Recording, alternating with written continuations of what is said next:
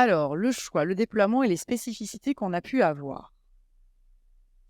Donc, on avait un projet organisationnel plus que technique, puisque dans le précédent outil, tous les services n'y étaient pas.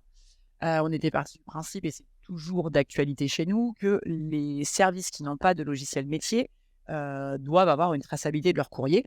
Donc, au niveau du service courrier, tous les documents qui arrivent sont en démat total. Il y a une convention de numérisation qui a été signée avec les archives. Donc, à partir du moment où le courrier arrive chez nous, on part en version électronique et les courriers papier ne vont dans les services que cas exceptionnels. Sont transférés encore dans les services tous les courriers qui nécessitent une rematérialisation, par exemple des conventions, des choses comme ça. Le but, c'est pas que dans les services, ils les réimpriment pour les signer. Donc là, on fait passer les documents. Quand il y a des CERFA, des choses comme ça, là, on les fait parler. Des plans, voilà.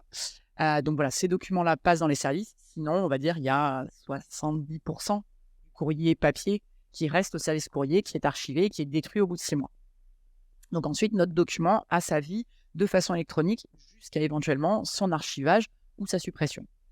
Donc tous les métiers à caractère administratif ont été traités en fait dans l'application. On a eu une démarche avec Cécile pour vraiment intégrer en fait nos utilisateurs. Et un des éléments qui nous a beaucoup séduit chez Edicium avec leurs outils, c'était la co-construction. Parce que c'est notre fer de lance avec Cécile dans ce projet-là. C'est de se dire, on ne voulait pas en fait réfléchir toutes les deux en se disant qu'est-ce qui est beau pour le service, qu'est-ce qui est beau pour les utilisateurs, et se dire notre vision c'est ça et on l'apporte à tout le monde. Nous, ce qu'on a essayé de faire, c'est prendre un petit peu des utilisateurs dans toutes les directions, ceux qui étaient intéressés de participer avec nous dans cette co-construction, et de vraiment co-construire les éléments. Donc, la rédaction de notre cahier des charges a été co-construite avec les utilisateurs. Ils l'ont relu, ils nous ont fait des corrections, on a ajouté des éléments par rapport à ça. Et toute la construction et le déploiement du projet a été en co-construction avec les directions pour vraiment avoir un maillage fort en fait entre les couches métiers et l'outil en lui-même. On a toujours des utilisateurs qui nous disent qu'ils sont contraints par le logiciel. J'ai plutôt de la nuance en leur disant que c'est souvent nos pratiques métiers qui nous contraignent dans le logiciel. Mais voilà. On a dû modifier pas mal de pratiques qui étaient ancrées depuis de longues années, que ce soit au service courrier dans leur façon de numériser, puisqu'avant, chacun avait son courrier à numériser avec ses petites étiquettes, comme disait tout à l'heure Cédric. Là, on est passé sur des gros volets de numérisation avec des séparateurs. Donc, ça a été des habitudes de travail aussi à changer au niveau du service courrier. J'en parle même pas dans les directions parce que ils avaient l'habitude d'avoir leur paquet de courrier qui arrivait, puis je le mets sur le bureau d'un tel, d'un tel, d'un tel. Voilà, tout ça, ça a dû changer parce qu'on a dû réorganiser beaucoup de choses. Mais au final, maintenant, ils se rendent compte qu'il y a des éléments qui leur paraissent plus chronophages, mais que sur d'autres éléments, ils ont gagné du temps. Donc pour l'instant, ils ne voient pas encore le même bénéfice que nous, mais tout le monde est conscient que de toute façon, la dématérialisation induit des changements et qu'on était obligé d'y aller. Et au fur et à mesure, là, ça fait à peu près 1 an maintenant qu'on a changé de... Enfin, ça prend 1 an le 1er décembre qu'on a changé de logiciel. On a vu déjà, nous, le changement dans nos pratiques et on voit que petit à petit, on a de plus en plus de maillons de la chaîne qui rentrent. On a même des élus qui viennent signer leur courrier ou les consulter dans l'outil. Ça, pour nous, c'est déjà une grande fierté. L'accompagnement du changement a été fort, donc, comme je disais, l'analyse du besoin, toute l'ingénierie des process qui ont été analysés par Guillaume et son équipe. Sur ça, ça a été extrêmement important d'avoir aussi leur vision un petit peu extérieure pour pouvoir nous permettre de nous recentrer et se poser des questions sur certains process qu'on avait l'habitude de faire et de se dire « Oui, mais pourquoi vous ne le feriez pas comme ça ?» Ah, peut-être. Voilà. Donc, on a pu avoir l'expertise aussi de leur expérience par rapport à ça. Un gros transfert de compétences parce qu'au départ, c'était l'équipe d'édition qui maîtrisait tout. Petit à petit, voilà, au niveau de la hotline, chez nous, on a déjà un premier niveau qui est fait au niveau du service courrier. Quand le service courrier ne peut pas répondre, on fait remonter jusqu'à Ophélie qui, du coup, fait un niveau supplémentaire et nous fait redescendre les éléments pour que, quand c'est dans nos compétences et dans notre champ d'expertise, on puisse par la suite pouvoir répondre directement. Donc voilà, on a eu une période très, très compliquée au mois de décembre à la migration, autant pour les équipes d'Ophélie que pour les nôtres, parce que on a fait migrer 2000 agents, parce qu'on a fait une migration d'un seul coup. Pourquoi ? Parce qu'on s'est dit, si on fait migrer que certaines directions, quand le courrier arrive à la direction environnement et qu'ils doivent poser la question à la direction enfance-jeunesse, S'ils ne sont pas tous les deux, on fait comment? Donc, on s'est dit, on va se poser plus de questions et plus d'interactions, de migrer les uns après les autres que de migrer tous ensemble. Donc, on a dit, allez, feu, on migre tous ensemble. Ça n'a pas été non sans mal parce que du coup, la volumétrie de personnes à former, la volumétrie de personnes à assister au démarrage a été assez impressionnante. L'équipe de Cécile a été d'une bienveillance, quelque chose d'assez exceptionnel et qui est un des gros points forts de notre projet. Tous les agents du département ont une voix unanime sur ça, c'est de dire que quand on a une hotline qui est bienveillante, et c'est le cas aussi de celle d'Edicium, parce que je sais qu'on a pu appeler Ophélie en disant on a une urgence, il faut que tu nous aides, c'est vendredi, c'est 5 heures, voilà. Voilà. Autant de notre côté que du côté d'Edicium, ça a toujours été dans la bienveillance, le mot d'ordre. Et ça, c'est vraiment agréable de se rendre compte qu'on a une équipe en fait qui a les mêmes objectifs. Et puis, des formations adaptées et adaptables et qu'on continue encore à faire. Edicium a formé chez nous ce qu'on a appelé des référents, qui du coup étaient chargés dans chacune des directions de faire des formations. Au final, on avait pris un petit peu de retard sur le projet, donc ça a plus été de l'information que de la formation. Mais en tout cas, voilà, ça a permis d'avoir un maillage en fait fort des équipes d'Edicium dans nos directions pour ensuite pouvoir redescendre en fait les informations au plus proche du métier. Et c'est vrai qu'on était parti du postulat avec Cécile que quand dans une direction, par exemple l'environnement, on est formé par une personne de ma direction, j'ai moins de scrupules à aller la voir en lui disant ce que tu m'as montré en formation, je me souviens plus, tu peux me le remontrer, plutôt que de se dire il faut que je sollicite encore le service courrier pour leur redemander ce qu'ils m'ont montré en formation. Voilà.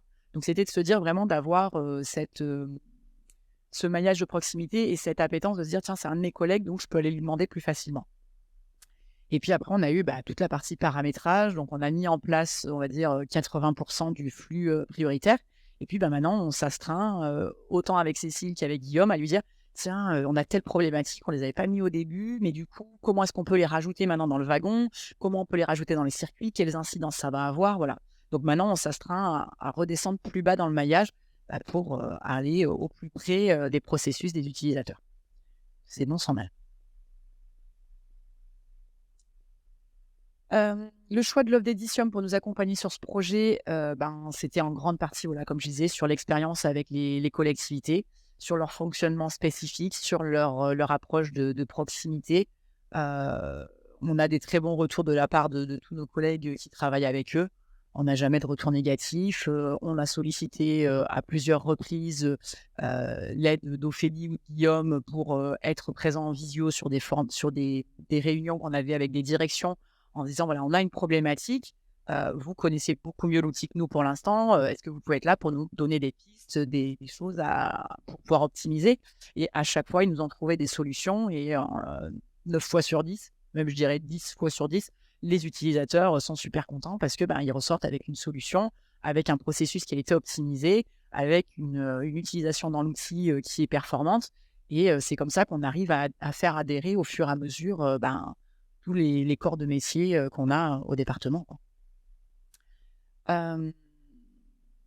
Donc, l'offre Edicium nous a apparu comme la plus adéquate par rapport à nos besoins, de par la personnalisation de la réponse qui avait été faite en spécifique par rapport à notre besoin d'accompagnement, et aussi par rapport aux futurs projets qui allaient en découler. Au départ, le périmètre du projet, quand on a lancé la consultation, c'était reprendre l'existant de notre outil actuel. Et on s'est très rapidement rendu compte qu'il y avait beaucoup de petits projets connexes qui n'étaient pas prévus, qu'il fallait qu'on raccroche. Donc du coup, dans le cadre du projet initial, on a fait des chiffrages complémentaires pour rajouter des briques supplémentaires. Et dans le marché initial, on avait une grosse brique pour laquelle, on va dire, la réponse la plus pertinente était celle d'Edicium, c'était sur la gestion des contacts. Au département de la Drôme, on a une spécificité, c'est de se dire que notre ancien outil était un outil qui, à l'origine, était fait pour gérer le protocole. Donc, il savait très, très bien gérer des fiches de contact avec différentes étiquettes et ainsi de suite. Et on l'avait couplé à une gestion de courrier. Et c'est quelque chose qui fonctionnait très bien chez nous et on nous avait demandé de garder ce fonctionnement-là. Donc, quand on a vu le logiciel même, on s'est dit, il est super bien, mais la gestion de contact, ça ne va pas assez loin. On a les équipes donc de Cédric et Guillaume qui nous ont dit pas de souci, on va rédiger quelque chose et on va faire du développement spécifique. Donc, ils ont développé tout un module de gestion de courrier avec une recherche de contacts qui est top en fait pour nous par rapport aux besoins qu'on avait. Mais on essaye de quand même garder à l'esprit chez nous que, on est dans un logiciel de gestion de courrier, qu'il ne faut pas non plus que ça devienne une usine à gaz ou un mouton à 5 pattes et que du coup, on essaie de faire développer des briques de cette gestion de contact, toujours en lien avec l'utilité pour la gestion de courrier. Voilà. De ne pas se dire, on essaye de coupler quelque chose quand ça part sur, par exemple, on a eu des demandes avec Cécile où c'est plus de l'ordre du protocole. Bah non, le protocole, ça a ses propres outils et ça doit être géré de façon éventuellement indépendante, quitte à être lié. Et là, on a un prochain projet qui arrive dans les tuyaux de lier du coup même courrier et la gestion de contact avec notre futur outil de gestion des newsletters et des mailings. Donc ça, c'est voilà, des briques complémentaires et ce qui est super intéressant avec Edition, c'est qu'ils sont toujours partants pour nous dire, bah ok, on va analyser le truc, on va regarder ce qu'on peut faire et essayer de mailler au maximum. Donc ça, pour nous, c'est vrai que c'est extrêmement pertinent.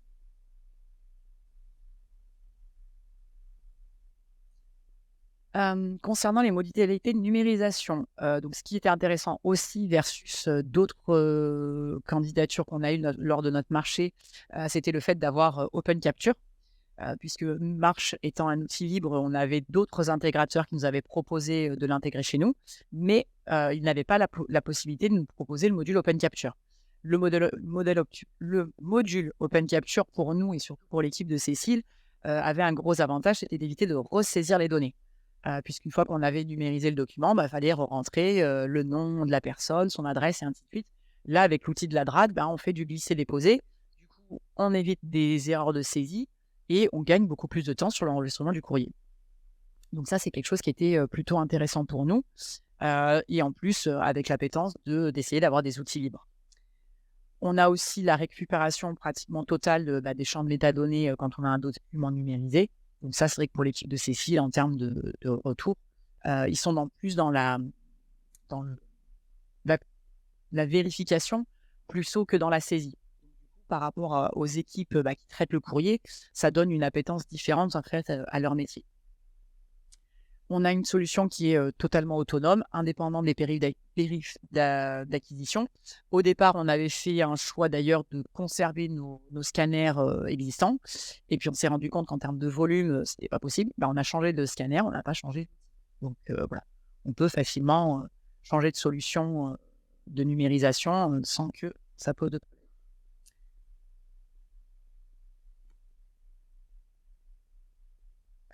Au département de la Drôme, on a fait le choix d'avoir une solution de maintenance on-premise, puisqu'on a on a une très grosse infrastructure serveur. Donc pour l'instant, c'est un choix qui est pertinent. Les conditions de contrat de maintenance intègrent différents niveaux d'intervention. Ça va de l'assistance premier niveau jusqu'à la mise à jour de patchs mineurs et plus tard de versions majeures. On a une longue expérience et une maîtrise de courrier et le service support a une parfaite maîtrise de la solution et est accessible du lundi au vendredi. Voilà. On arrive à caler des créneaux toujours avec eux. Des fois, on a besoin quand on les sollicite pour des expertises un peu plus complexes, voilà, on prend rendez-vous avec eux. On se dit, voilà, on prend un créneau d'1 heure, on regarde, on fait des tests, on fait de l'analyse ensemble. Et pour l'instant, voilà, on travaille de concert et ça fonctionne plutôt bien. Et puis la solution est évolutive avec des mises à jour mineures et avec des optimisations de notre paramétrage dès qu'on en ressent le besoin. Quand nous, avec Cécile, on identifie ou qu'on nous fait remonter des problématiques, ils sont toujours à même de retravailler avec nous par rapport à ça et on n'est pas à nous dire « t'as dépassé ton quota, là, ça sera le chiffrage ». Non. C'est même souvent moi qui dis « Guillaume, tu peux me chiffrer ça par contre parce que c'était pas dans le cadre initial ». Donc ça aussi, voilà, c'est quelque chose qui est assez intéressant. C'est de se dire qu'on travaille vraiment en collaboration par rapport à ça et j'ai pas l'impression... on n'essaye pas de notre côté de leur en faire plus qui était prévu parce que tout le monde a besoin de manger et que si on veut une société qui tienne sur le long terme, pas remettre autre chose en place dans 10 ans, il faut aussi qu'ils puissent payer leurs factures. Mais d'un autre côté, eux de leur côté, quand ils prennent un chiffrage, je ne le remets pas en question parce que je sais qu'ils sont toujours à même de me dire on a pris une partie de notre charge parce que c'est intéressant pour tout le monde et que c'est pas dans l'outrance au niveau des chiffrages.